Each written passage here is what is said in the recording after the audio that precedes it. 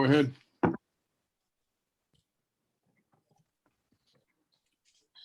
Ooh, technology. I know, that's a new feature of Zoom. Okay, I call this meeting to order at 6:01 PM on Wednesday, September 15th, the regular meeting of the Planning and Zoning Commission. Would you call the roll, please? Sure. Lance Shaw, Here. Chuck Romberger, Present. Jeannie Reddy, Here. Jared Peterson, Here. Lori Riley. Here. Thank you. Thank you very much, Rosa. Item number 2, petitions from the public. Are there any petitions from the public, John? None received in the past 2 years. I think I may have had one in the last couple of years. It always seems funny to have that on the agenda. Well, yes, but there it is. Right. Possible direction to staff. Item number 3, approval of the minutes. I've reviewed the minutes. Do any of the commissioners have any questions, comments, additions, changes? Nope. Commissioner Nope. Commissioner Riley? What? Oh, that was a no? Never mind. Any other changes, additions, corrections? I move that we approve the minutes. Second it. That would be the minutes of August 18th, just to be clear. Having a motion in a second, I will call the question. All in favor, say aye. Aye. Aye. Aye. Aye. Those opposed? Any abstentions? Looks like the motion carries. The minutes are approved. Old continued business, none. Public hearings, none. New business, item number 4, conditional use permit for a microbrewery. You want to go ahead and kick us off on this? Sure. Thank you, Commissioner Shaw. John Knight, Zoning Administrator. 416 Hull Avenue, better known as the House of Joy. We had a request recently from an applicant who is interested in installing, operating a microbrewery in that location. And that property is owned by Chuck and Mimi Romberger. And I know Chuck is one of our Planning and Zoning Commissioners tonight, and encourage him to recuse himself if he thinks that's appropriate. But just to give you a quick background of the proposed request, the applicant is requesting a microbrewery, and our code was written in 1977, prior to likely the existence of any sort of modern microbreweries, and didn't really seem to be common in Arizona until the 90s, although they were certainly in existence in the 80s. But in any case, our code doesn't actually have a definition for a microbrewery. The code does have a provision that if we have a use in the code that is similar to a microbrewery, in this case, a microbrewery, if we have a provision in the code or use in the code that's similar, for example, when these ordinances were all written, nobody anticipated cell phone stores would be such a thing. So most zoning ordinances don't have a specific listing for cell phone stores, but you find another retail use and you're good to go. So the same thing here. We do have a use that is fairly similar, and I've identified that use. Let me get it in front of me because it is a little bit confusing. Spiritus liquor tasting. And if you look through the definition of spiritus liquor tasting, it includes a retail sale of vinous, so wine, spirits, or malt liquor to consumers. And I'm not sure exactly, and I couldn't get a clear definition of what malt liquor is, but most common definition of malt liquor is that malt liquor is a higher alcohol malt beverage or beer. Some different ordinances had 8% as the content of alcohol. Some had 6% in the definitions. It's a pretty similar thing. A spiritus liquor tasting facility is a lot like a microbrewery. Again, microbrewery is not specifically listed. But what also is in there that is very similar as well is wine tasting, and we do have several wine tasting facilities in town. The other option, and I kind of went backwards here, but the other option is a bar or a restaurant. those are very similar. What's interesting to me about the way the code is written is a bar or restaurant is actually a permitted use in our C1, but wine tasting or spirituous liquor tasting is actually a conditional use. So as you know, a conditional use goes forward to the from the Planning and Zoning Commission on recommendation to the council. So they'll have to go through another step if the Planning and Zoning Commission determines that they're most similar to a spirituous liquor tasting facility as opposed to a bar. The only, in my, from what I could find out, the only thing that I found that was similar, apparently the Grapes building was originally a brewery. So I'm not sure how many years back that was, but they were also a restaurant at the same time. So since they were a restaurant and maybe even they had a bar as well, I don't know. That I was don't- in the late 90s. Okay. In fact, the owner, 98, 99, somewhere in there. so it would have been under our, under our monitored zoning code, but I suspect that it was treated the same as a bar and restaurant and a permitted use. And they do have parking. The applicant is requesting that this be considered the same as basically wine tasting. One of the problems with a bar and restaurant is that the parking requirement is very different. Bar and restaurant has a much larger parking requirement. So if the commission determines it's more like a bar or restaurant, then they're not going to be able to, likely not going to be able to go into this facility unless they find additional parking. There is no off-street parking at the House of Joy proper, and we do allow, under our non-conforming section of the code, we do allow them to use essentially what is existing, the existing retail, if they're swapping it out for another use that also is the same parking demand. In this case, spirituous liquor tasting has the same parking requirement as a retail. So they can take the retail space and essentially turn it into a microbrewery. But if they take the retail space, and we've had this discussion with the Rombergers too, if they take the retail space and they want to reestablish the House of Joy restaurant, then they're going to have to find some additional parking.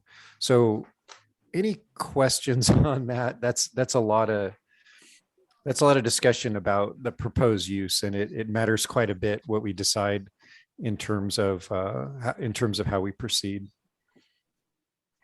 So any questions from the commission on that?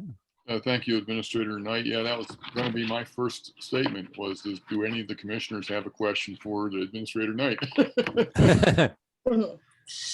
I see a question from Jara. Go ahead, Commissioner Peterson.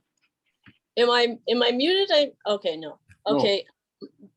Yeah, I was just wondering, like, because it's gonna be a residential area also. So would that be like, because it says 1.5 parking for an apartment building? And then it says like 1 parking for 300 square feet, but it's gonna be, is that the total building or is that like the sitting area? How does that work? That's a great question. So there's multiple parts to your question. So let's start with the residential component first. There is a residential apartment, and Mary Dempsey lived there until the Rombergers purchased it a couple of years ago.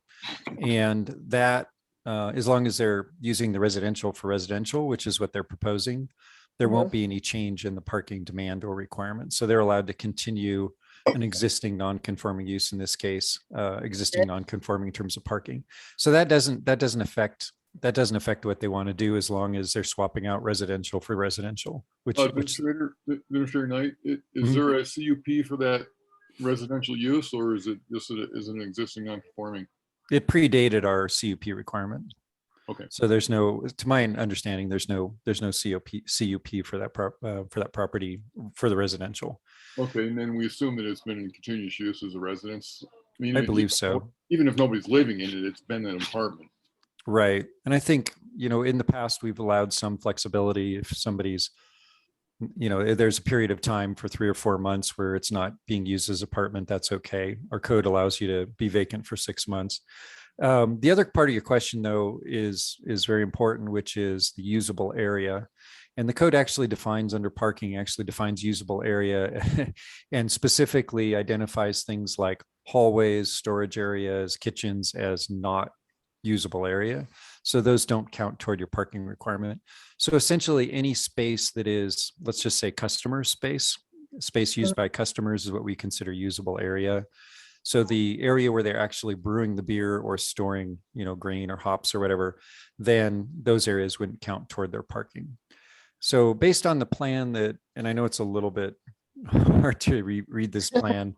This wasn't designed by an architect, so just bear with us here. The second page of the sketch that Denise Maurice, the applicant, has drawn for us, shows the main floor that you're probably familiar with if you've been in the House of Joy. So you walk in the front entrance, the main door is the one on the left, and that's currently being used as retail. They'll be using that for the tap room. That's currently art and various things on the wall there. And then the one to the right of it, there's a wall separating them, is also proposed to be used by tap room, and they are currently using that area as well for retail sales, mostly of art. The area in back that's room for beer kegs is partially being used for retail and also some, I don't know, I would call it just some things that they're showing, the display, I guess. So that area, they're proposing to use that for storage. So that wouldn't count toward the parking requirement, the hallway, the bathroom, et cetera.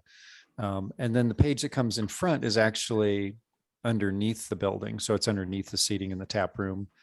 So that's actually where they're going to do the brewing. It's my understanding that area is not open to the public. If they were proposing to use that for seating, that would be a problem from a parking standpoint, but none of that area would count toward their parking requirement. Ms. Peterson, does that answer your question?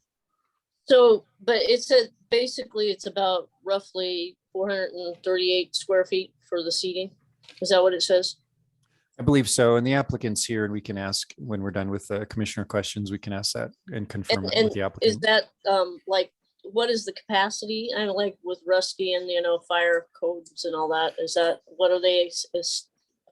The fire code and the building code would set the overall capacity. I don't know what that number is, but they will not be allowed to exceed that capacity. I suspect that capacity has already been determined for the existing business. Okay, so it says one parking space for 300 square feet. So if you go above that, how does that work? So the 438 would be 2 parking spots? Yeah, so we let them swap out like for like.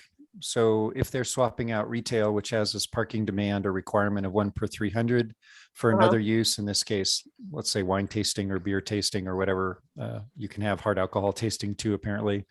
As long as they're swapping out an existing parking demand with the exact same parking demand, then there's no issue. In this case, they're actually utilizing slightly less of the area because the cold room for the beer kegs is currently being used for a retail and display area. Well, but it's like 438, right? And then it says 300. Right. So I was curious, when you go over that, is it like, as you go over the 300, is that another parking spot that's required, is what I'm asking? You said something about it's 1.5 spots. 1.5 parking spots, right? So So a motorcycle and a car. If I may step in. yeah, the jump one- in. I think I understand what you're saying. Yes, the one we call it 1.5 because we need 1.5 spaces for retail space, which is what it is, and we need 1.5 space for a tasting room, if that's what we decide it is. And those two numbers equal each other.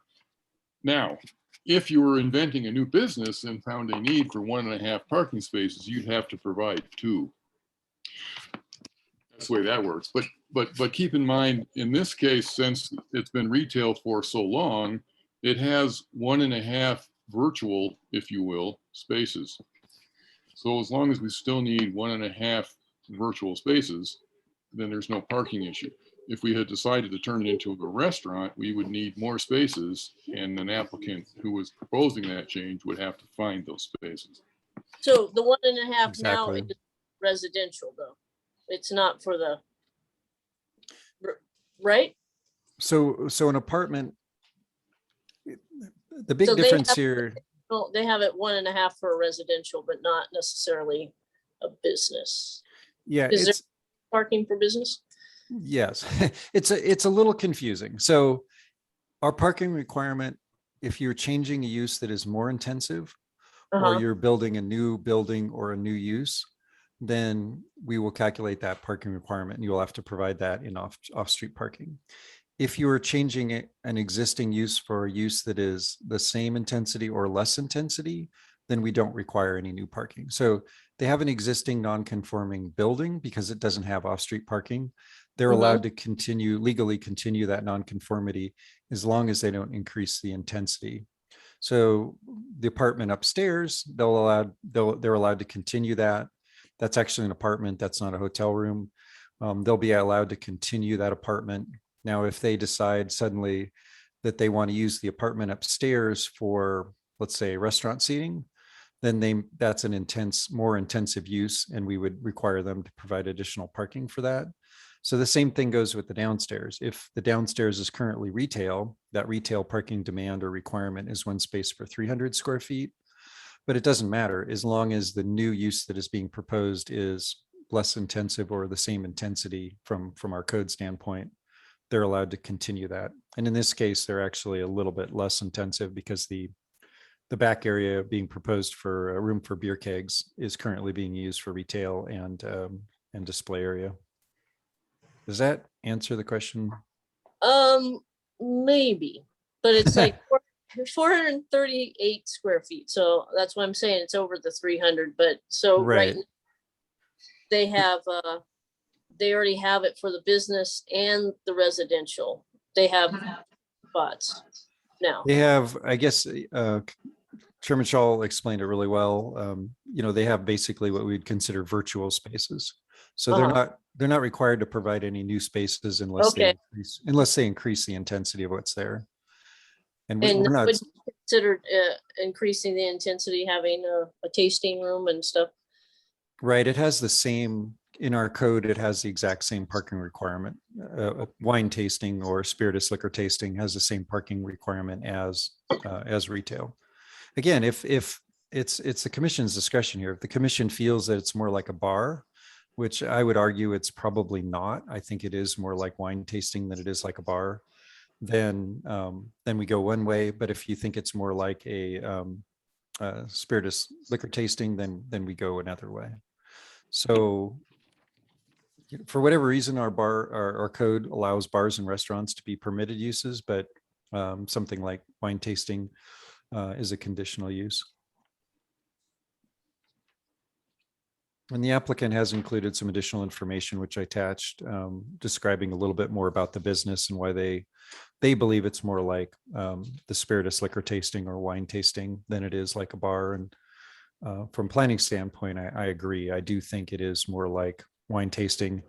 And technically, depending on the definition you use in the code that I found online, rather, we don't have a definition in our code of malt liquor tasting. Anything over 6% based on some definitions. So, it seems silly to allow them to have malt liquor over 6 or 8% and hard liquor and wine, but for some reason we wouldn't allow them to have, beer. So I think, it doesn't make a lot of sense to me. And I think the reason it's written that way is nothing existed like a microbrewery back in the 70s when they wrote this definition. Okay, thank you, Mr. Knight. Thank you. So any other commissioners want to jump in, ask any questions, clarifications? I think it's kind of clear which way the administrator, zoning administrator, is looking at this. He had prepared the resolution, assuming a similarity of a microbrewery to a wine tasting room, and quite thoroughly offered us an additional choice of maybe it's a bar. I tend to lean in the same direction. I think it more closely meets a wine tasting definition, and inclined to explore the idea of a conditional use permit. But certainly open to some discussion from the other commissioners. So what do we think? What say you? Well, I have other questions. Oops, sorry. That's right. I was just going to say that I think this is like a wine tasting. You're going to be tasting beers. It's not an open bar. It's flights of beers, which makes it like a wine tasting. Yes, thank you, Commissioner Riley. That's what we always assume. The wine tasting, the way it works is it most closely resembles retail. because the idea is to sell tasting flights, but then make primarily most of the income of the business is retail. Basically we're selling bottles of wine for consumption off premises, which I think is the same model the microbrewery is using. Right. Here's a taster. If you like that, you can buy 3 or 4 growlers and take them Right. home. Right. And I did pull up the liquor license, and the applicant's probably more familiar with it than I am. The liquor license for a bar is very different than for a microbrewery. They're limited in the basically almost entirely to sell only what they produce on site. They are allowed some minor percentage of selling other people's beers, but essentially everything that they make is sold on site. That they're not selling 14 different kinds of beers, wines, and other beverages. Right. They're not a distributor like a bar. A bar Like a can bar sell would be. all Right. kinds of spirituous liquids from all kinds of sources, right? Wine, Right. beer, hard liquor. Yeah. I have a question. I do agree it's more like a wine tasting, but I do have questions about like the manufacture part and what they're going to be doing with the waste afterwards and just all that disposal. And I know it's about 3 to 9 ounces per like 5 gallons for the hops and stuff. And it can build up depending on just how much is being produced. I'm curious about that. So. Mhm. And the applicant will have an opportunity maybe to answer that question in a minute. We could have set up a couple pig stalls in the backyard there, and we could just feed them directly to the pigs. But the pigs aren't allowed in the area. Don't tell anybody. It's a cute little dog. They're Yeah. just little javelinas, actually. We'll let them, Oh, that's right. We could just dump it on Jay Kinsella's property next Yeah, door. how close is that to the AR area? We'd be all set. Right. javelina land. Yeah. Javelina feeding trough. Yeah, it's interesting. It's a good question. It is a good question. Commissioner Peterson. As in terms of there being a factory there, a beer factory, if you will. Yeah. I don't think would we consider that a separate use? For example, we have a leather retail store that makes leather items on site. We have a rec gallery that has glass blowing in the back. We have a pottery store that makes they have the kiln. They make the pots right there on premises. But we don't consider any of those retail establishments factories, right? We wouldn't call Right. wouldn't call this a beer factory. It's a microbrew retail store, right? But that said, I wouldn't say we need an additional conditional use for the basement, to make it a beer factory. I wouldn't see that, but it is a good question to wonder about what happens to the unique waste problems, if there are any. And I don't really know a lot about microbrewing. Is it stuff I can just take out in the trash can from time to time, or is there more to it than that? Well, yeah, I've been in areas where they have microbreweries and they do have to, depending on how much you're making. And I was looking it up. It's depending on how hoppy your beer is, from 3 to 9 ounces per 5 gallons. Yeah. And so, but the places like restaurants and stuff where they do it on like pretty good sized vats, they've got to figure out a way to get that, because it's moist. It causes, attention to bugs and everything like that. So I was just, no, that's a good question. We don't want to create a nuisance, and obviously to just dump it somewhere and then have issues. This strikes me as a kind of a smaller operation. They won't have dumpsters of trash of waste, but I don't really know very much about it. Maybe the applicant can. I would think that there's regulations to that there are regulations they have to follow in order to produce the beer and stuff. I would think that would be part of the issue. And I did ask this question because Commissioner Peterson asked me earlier. I did ask this question of the applicant, and I'm going to let them answer that when we get to that point. I do see that Commissioner Reddy has a question as well. Go ahead, Commissioner Reddy. Yes, sorry. Yeah, I'm kind of thinking along the same lines as Commissioner Peterson. that I'm totally with the use being like a more of along the lines of a wine tasting venue. But I do have a lot of questions about the actual production part, storage of any kind of chemicals that you use, and just kind of, and I'm sure like Lori was bringing up, there's other permitting processes as well that I'm curious to know about, like, kind of fire hazards and, all those things that I'm just not familiar with. So interested to learn more about it.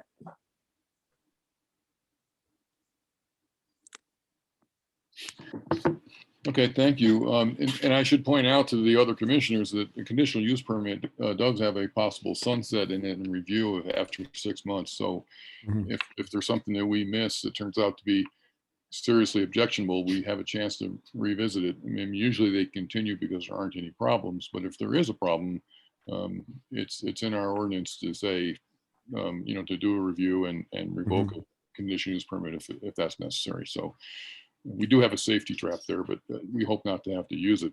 Mhm. And I know this is a new use for Jerome, but anybody who's ever been to Flagstaff downtown knows that there's a microbrewery every block, or every one or two every block. So I know there's one down, there's a couple down in Cottonwood. Yeah, this is not a new and unique use. They're not the scale of this thing. This is not Lagunitas. This is not Budweiser. This is just a little bit larger than some guy brewing beer in his garage. I wanted to touch on the manufacture of the beer. We do allow in the C1 zone, we do allow some level of manufacturing and production of goods, as long as those goods are sold on site. So if they wanted to open up the next Sierra Nevada or Lagunitas and brew out of that property, which I'm sure they couldn't do, but they wouldn't be allowed to do that in the C1. They would be allowed to do that in our industrial zone. So we'd send them out to the high school. But as long as they are producing, whether it's art or leather or glass blowing, as long as they're producing and selling the product that they're producing on site, we do allow that in our retail zone. And we consider it part of the retail space, or I guess in this case, no. I mean, the retail floor space that derives the intensity of the parking does not include Right.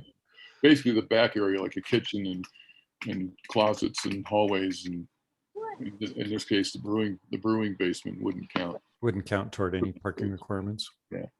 And we do have the ability, as you mentioned, we do have the ability to add conditions to if there were some questions, since this is a new use for Jerome, it would be absolutely appropriate to say, rather than 6 months from today, but 6 months from, let's say, date of opening of the business, that we do a review of the conditional use permit. So that may be a condition if the commissioners are interested in doing that. And then in the meantime, if we wanted to do, not we, but you guys wanted to do some additional research, might not be a bad idea to check out a couple microbreweries and ask them some of these questions that you're interested in.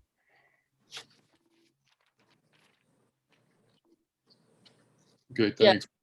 Well, sorry, I am just like, a little breakdown of how like the waste will be taken and all that is my concern. Just, we haven't done it before, and it does create a waste product, so disposal. Okay. Let's get the applicants to address the amount of waste for us. It seems to be a minor sticking point. I mean, it's a good concern. We don't want to ruin the whole town. So is the applicant on our meeting here? Yes, go ahead and introduce yourselves. State your name and address for the record, please, Denise. Hi, I'm Denise Maurice. I currently live in Dewey, and I'm a registered nurse right now, hoping to be a head brewer in Jerome. And this is Keith. He's my partner in crime here. So to address the waste issue, so when you're brewing beer, it's kind of similar to doing a recipe. You're following a recipe, and the base is grains. It's mainly barley, but there can be other things like oats or wheat or such. And so basically that's boiled for, say an hour or so to extract the sugars. And so the water that's left over from that is what you continue to use for the beer. And the grains are highly, highly desirable from farmers. And we plan to find farmers around there who want to take those grains because they use those to feed to the cows, the chickens, I think the only animal that can't eat it is horses, what from I understand, I'm not sure why, but they're highly desirable and they will take them off of our hands. So that should not be an issue. Okay, thank you. So I mean, if that waste won't end up in the town dumpster, it'll, It'll end up in the belly of some farm animals. how do you handle that during the production? Will you collect it in plastic It'll be- barrels? Yeah, or it'll be buckets? collected in probably like, I mean, some type of like plastic tub or plastic barrels or something and then they'll just come by and pick those up. And that's what the current the brewery that we're purchasing from, that's what they do. They have farmers who come and pick that up. Okay, great. And how much waste is there in general? Are we talking like a couple of Homer buckets every day or a couple of bigger barrels or what was it? It depends. It's probably gonna be several barrels because I plan on brewing probably Monday through Wednesday and then be opening on the weekend. So So it's several barrels a week then is the kind of quantity? probably, yeah, somewhere around there. Okay. Yep. So you wouldn't have any more than a few barrels on hand at any given time, as long as somebody picks it up every week. No, the brewing system is only what they call like a 2-barrel system. If you go down like to, I think Smelter, I believe they are like a 10-barrel system. And then some of the bigger breweries, I mean, they're 15, 20, even bigger than that. So we're Okay. not a very big system. Okay, so what we're thinking is there'll be 2 or 3 or 4 plastic barrels a week and. Right, and that'll be just kept downstairs in the brewing area, and then, when You'll the have farmers- some farmer or more than one farmer will pick them up. absolutely, yeah, that's highly desirable. Okay. I'm just curious the size of the barrel. We're talking about a 50-gallon drum. What's a barrel? And well, it's going to be something big enough that's not too heavy to carry. Yeah, because how are you It going to may get it just be like upstairs? the 5-gallon buckets, like what you get from Home Depot, probably something similar to that. We'll just put them there so they're easy to carry, and they'll just bring them back as they're empty. Okay. Okay. So this barrel you can get on a hand truck. And I guess in the case of this Yeah. property, you'll need to be able to bring it up the Up stairs. the stairs. Well, there is a parking lot right next door too, and we thought maybe just bring it right out to the parking lot there. Sideways to that public lot. Yeah, just bring it Oh, right that here. makes a lot more sense. Yeah, that might be easier to do. You'll have to plan your pickups because I mean, that parking lot does fill up. Yeah, I think if it's planned accordingly, they just pull in, we load it and they're gone. Shouldn't take long. And I think we have to be really careful about barrels that are just sitting out there. The javelinas will come out there and Yeah, no. We'll keep them inside locked up until they're picked up. the javelinas. No, not the Javelinas. No. You can't keep any javelinas. They don't taste very good. Yeah. I've So right heard, here. I've heard that's just the way you cook them. If you know how to. That's what I've heard. I could Get just the be little a- ones. All right, Yeah. okay. I have a question. Go ahead, Jura.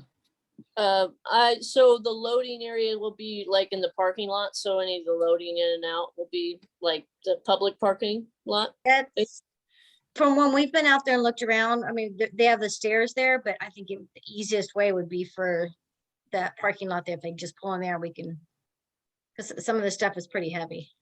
Mhm. So we There- can there- pull it from there there and is- take it right into the basement from there. There is a property in between the House of Joy and the parking lot. So you may want to contact that property owner, make sure if you need permission to cross their property. Oh, I thought that was part of theirs. Okay. No. Yeah, and if you have to bring it up the stairs, I mean, it'd be a bit of a struggle, but there is a designated loading zone in front of the artist co-op. Okay. Quick observation. There is a long-established easement through that property next door. People Oh. have used that for a path for years, so you still have the same easement. So Well, you do maybe, not need any permission from the property owners to transect that into the parking lot. well, I didn't know that. There's a prescriptive easement across that junk pile and. Yes. Chunks Been of used rock for and years. stone. Yeah, okay. Makes the property pretty much unsellable. Hmm. Well, I guess, Interesting. all right, thanks. I guess you would know. Mhm. Right. Thanks, Commissioner Romberg. Okay, any more issues and questions, concern? I do see one member of the public, and you might just check, see if Ms. Teague would like to speak? I don't know, is there a hand up on my screen here? No, but Oh, okay. We have a Miss Teague. If you'd like to make a comment or a question, take your mute off. I'm trying. Hey, there you are. Here I am. Not really a question or a comment. I just Hey, that think looks nice. Is that your apartment? this is my apartment. Yes. Oh, snazzy. Okay, sorry, never mind. Thanks, Lance. I think this is a good thing. I think that we need to really try to let this happen because it's exciting and it's new and let's do it. There you go. Thank you. No, I appreciate the input. Oh, I did want to mention I got comments from, Artis Roque is back. I got comments from the Rickle Doris owners who are across the street, as well as BB's Boutique, that were both positive. And if Miss Roque would like to speak, she can speak for herself. Or not. I can speak now. Go ahead. Hey, go ahead. I'm Oh, kind of excited about the microbrewery. I think it would be a definite addition to our street and for the town of Jerome. And our street is on the lower level. So when we can have the business there and bring our level also, it really does help all of the businesses on the street. And so I'm excited and I'm in favor of it. And we have the big candy store that's been there. We've had it for 27 years. And then also we own the $1 Million View Vacation Rentals. And so we're definitely in favor of it. Okay, thank you, Ms. Roque. I know that in that neighborhood, particularly in the C1 area, that lower street level sometimes struggles to pull the tourist pedestrian traffic down there. And I would think this microbrewery would help that. Anything that gets the tourists to keep coming down the street, you know. Okay. Yeah. Okay, commissioners, any more concerns or questions?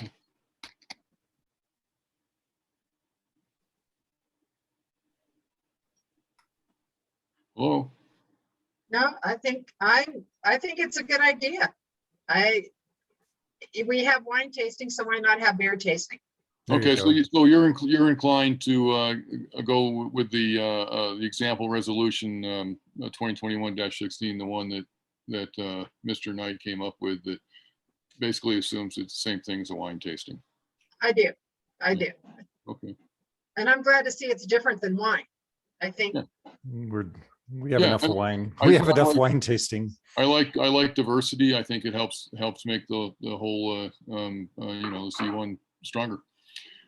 Commissioner Peterson, ready? Any more comments, questions, concerns? I'm sorry. Who's first? Who's first? I was just, yeah, the parking's the only thing, but that's like if they already have the okay with the parking, then yeah. So Yeah, that, I know. I think that's kind of confusing. It takes a minute to get used to how that works or doesn't work. Yeah. yeah, I was trying to read as fast as I could, trying to figure it out, so. Yeah, if after you've been here for a while, it starts to make sense. That's scary. That's a scary thing. But yes, I definitely feel like this is a wine tasting situation, not a bar situation. I do kind of like the idea of revisiting later on because it is something new, and I'm not talking about the tasting part, the actual manufacturing part, and kind of having that going on because it's something new. I mean, what do y'all think about sort of just seeing how, revisiting it somewhere down the road as far as how things are working out? And Yeah, I I don't agree. have I don't have a problem with that. Yeah, that's not a bad idea because usually, what the ordinance says is it may be revisited in 6 months, but it doesn't have to be. And generally, there's no complaints and nothing gets revisited, Mhm. which is a good sign, I guess. It means we're doing a halfway decent job. Hmm. But I have no objection to, we could modify the resolution to add a date certain, and say, yeah, in 6 months, we will revisit it. Make Yeah, sure. And you may, like, rather than a date certain, we may want to say 6 months from the Opening. opening. So we have a good bit of history there. Yeah, that's a good idea. Instead of a date, yeah, 6 months. Yeah. from opening. Yeah, So okay. it's kind of like a probation period kind of thing. Right, there you go. And Yeah. I would like to note also that the same owner, the Rombergers, own the property next door. They're the most likely person to complain is the Well, next door neighbor. What is And hopefully they won't get any complaints to themselves. Yeah, And okay. then, as noted, the candy store across the street and the BB's Boutique were supportive of it. I suspect the folks at Caduceus Cellars, I haven't talked to them. They would see that as, along the same lines of the business they're doing, but a nice addition to the street. Okay. All right, sounds good. Or Cabal Cellars. Yeah. But yeah, just to kind of clarify, the 6 months in the way the resolution's written now has to do with Expiration, expiration of the use permit, right. not reviewing I mean, maybe I'm confused. Maybe I'm the one No, that's that's, here. no, that's correct. So Okay. this is just repeating the code language. 6 Right. months after the approval, and we count that date 6 months from the council approval. If they don't, and this happens all the time, if they don't get everything going by 6 months, they can get an extension. But if for some reason they just keep dragging their feet, then potentially it expires if it goes longer than 6 months and they don't request an extension. Yeah, So that, the conditional use would disappear if they don't request. an Right. extension.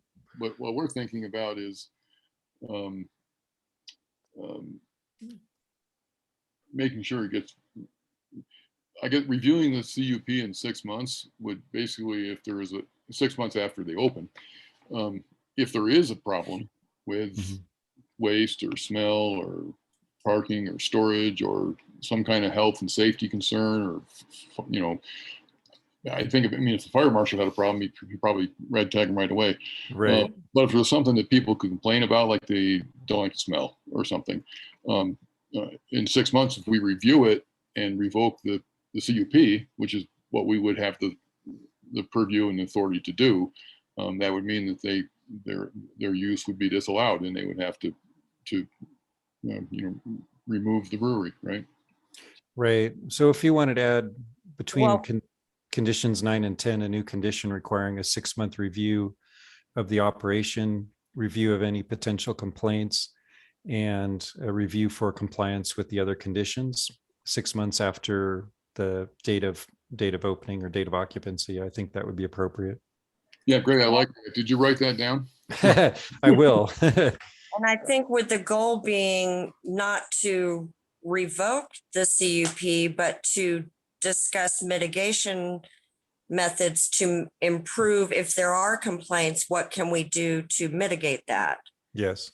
And not just automatically saying, oh, you're out. We want to work with them to make things better and so that everyone's happy. I Yeah, agree with you.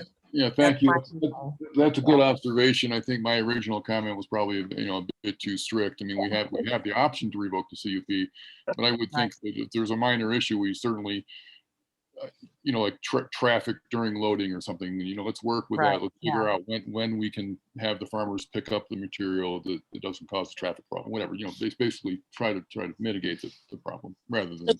Kind revoke. of a 6 month smooth sailing review. Yeah, There you go. I've got something written down if you want to hear it. yeah, You go ready? ahead. Go ahead, Okay. go ahead and read it back. If we like this, we'll call this the amendment, and I'll make a motion. Go ahead, John. Okay, so I'll put it between 9 and 10 because 10 seems like the expiration of approval should then become 11. So new condition 9 called review. The conditional use permit will be reviewed 6 months after initial occupancy to address any complaints or concerns, and additional conditions may be added at that time to mitigate any. I didn't do a very good job on the last part. Additional conditions may be added if necessary at that time. Okay. Something like that. I'll clean it up and A we'll have a set chance. review, maybe a Set- and review, I don't know, something like And that. it- Assess and if needed- review after 6 months and adjustments if needed or something, I think we're on to it. I think we got it. Something. And keep in mind, this is a conditional use permit. It's highly discretionary. It's not like you meet the setbacks and you get the approval. If we have additional problems after 6 months, you could add additional conditions and then review it again in 6 months after that. Yep. I suspect you won't have any problems, but you never know. Okay. All right, thanks. Okay, well, then therefore, I will make a motion to approve Planning and Zoning Resolution 2021-16 with the amendment to review after 6 months after the business opens. Do I have a second, please? I second it. Thank you, Commissioner Riley. Having a motion and a second, is there any further last minute discussion, complaints? Okay, I will call the question then. All in favor, say aye. I, Those opposed? And any abstentions? Abstain. Let the record show that Commissioner Romberger has abstained. Thank you very much. This looks like the motion carries. Let's move on to item number 5. And congratulations, the applicants. Keep in mind, we do still have to go to the council since it is a conditional use permit. And that's already been tentatively scheduled for October, pending the outcome tonight. So that's October, second Tuesday in October. Right? Do you have the date, anyone? I'll send you an email with the date. Okay, thank you. Great, thank you and best of luck.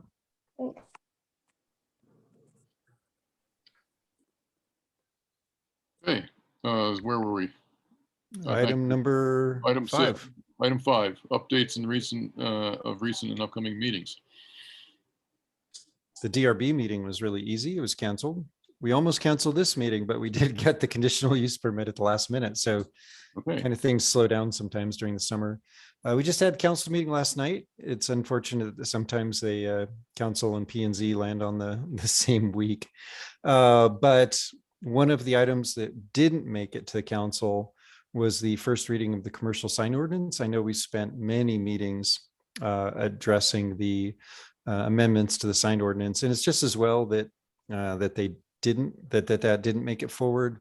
The attorney gave us some additional comments, suggestions that were relatively minor, but turns out we had a discussion last night about temporary banners, and we want to separate out town-sponsored events from commercial events and give the town a little more authority. So when we do the town picnic, or the fire station does the big what is the thing that they do, the ball, Yeah. the barbecue thing. barbecue, the Halloween, Yeah. the Halloween party.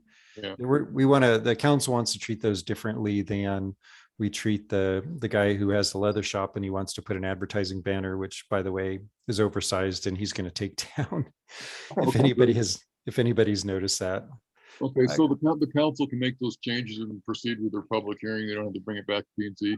I need to check with the attorney, but I think it's significant enough that we will have to re-advertise it and come back to P&Z for, I don't know who your new zoning administrator will be, but the new zoning administrator will have to bring it back to P&Z for you guys to consider in October, and then it'll go back up to council. So Okay. I know it seems like a never-ending process, but I Hey, do Darren. feel Can I just pre-approve that somehow? I do feel like ordinance amendments, it's okay if they move slowly. You know, let's do everything we can to get it right. That's fine. It's got to come back. It comes back. All right. Yeah, and it's not because anything P and Z did, it's because the council wanted to add this additional requirement.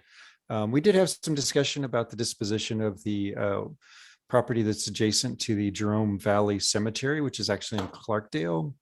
And there's been some discussions at the council level on actually using that for some type of housing, whether that be affordable housing or workforce housing or high-end housing, I don't know. But the council's interested in having a joint session with the Clarkdale Council. So that'd be an interesting meeting that you may want to pay attention to, and I'm sure you'll be notified when that comes up. We did talk about updating planning and zoning fees, and they're going to go up significantly in several areas. And we had some discussion about affordable housing, but nothing really was decided on affordable housing. We do have a meeting on the 21st with there are actually 3 variances. The 3 variances that are related to the preliminary site plan approval that you guys did. There was one on 875 Gulch, the Barber property, 148 Juarez, which was Liz Gale, and then 630 Main Street, which was Thomas Bowers. So that's going next week to the 21st for a variance review. And if those are approved at the variance level, they'll come back to you guys for final site plan review in October. So that was item number 6. Okay, so that's their path. They're not gonna go to a DRB. I thought they're gonna go do a DRB on those. Well, they still need DRB as well, and we can schedule that. We Okay, can schedule that, but they can't really go anywhere until they get their variance approved. okay, so they're good. All right, who approves the variance? So that'd be the Board of Adjustment. So we just handed those packets out today, and if anybody's curious, you can get those on the town website. Oh, okay, right, okay. Oh, and Rosa put in the notes, October 12th is the council meeting. Okay. And I believe October 20th, what did I say in there? Yeah, October 20th is your next P and Z meeting. Okay. So if it gets a variance at the Board of Adjustment, it'll come back to us for a final plan review on our next Right, meeting. right. And just add to that list on item number 6 would be potentially the sign ordinance amendment. Okay. All right, great, good. Thanks, John. Yeah, we sort of segued into item 6 without the chair making an announcement. Move to item 6. That's okay. All right. Sounds good. Thank you very much. Let's move on to item 7. I move we adjourn. Do I have a second? I'll second it. Thank you, Commissioner Reddy. Having a motion in a second, I'll call the question. All in favor of adjournment, say aye. Aye. Aye. Opposed? Looks like the motion carries. We're adjourned. And before everybody escapes, I just want to say I really my last day is essentially next Thursday, and it's really been a pleasure working with our Planning and Zoning Commission. I know that I'm leaving Jerome in good hands in terms of the Planning and Zoning Commission, and you guys have all been really great to work with, and I've really enjoyed the opportunity to work in Jerome and work with this great commission. And I'll still be in the Verde Valley. Don't worry, I'm not leaving. I'm starting in as a community development director for the town of Camp Verde, which is really a city, but they still maintain the name town. I'm starting in Camp Verde on October 4th. So feel free to reach out to me. I'll have the same cell phone number, and I'm sure you'll be able to find me online at Camp Verde as well. Okay, thank you very much, John. I would echo the same thing. I've really enjoyed working with you, and I think we made a good team. Sorry to see you go. Thank Yeah, you. congratulations, though. Yes. Yeah, Thank you good very luck much. and congratulations. But yeah, this is kind of a bummer for us. Yeah, we're bummed out. We don't look it, but we're gonna cry as soon as we all get off this call. Well, I appreciate all the sentiment, and I told Candace that I'd help with the transition through the month of October. So whoever the new kid is, hopefully we can get him or her up to speed quickly. Okay, I hope so. You be careful. Candace is going to change you to the desk up there, and you're. I'm a little nervous about that. So I reminded her about 5 times in the last week. After October, that's it. I am gone. You don't get me indefinitely. So anyway, thank you very much, everybody. Have a great evening.